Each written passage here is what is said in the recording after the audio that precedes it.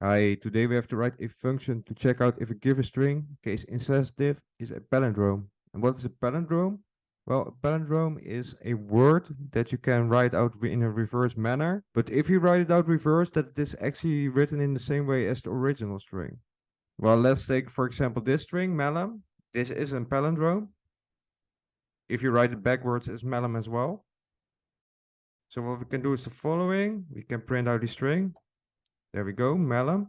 But if you want to print out in a reverse manner, you can use slicing for that with a double colon and then -1. That means start printing out with the last character and go backwards from there. And it will print out the string in a reverse manner.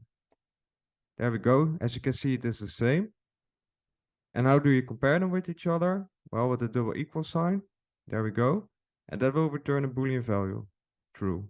The only thing that we should take into consideration now is that the check should be case insensitive. And what we can do is to actually lower all the letters with the lower method, like this. And this will prevent that if the input string consists any capital letters or whatsoever, that we just convert them to lower letters. From this point, we only have to replace the print statement by return statement, and then we can check it out. Test. Attempt. And that works flawless. Hope this video has been useful. Hope to see you in another video. Ciao.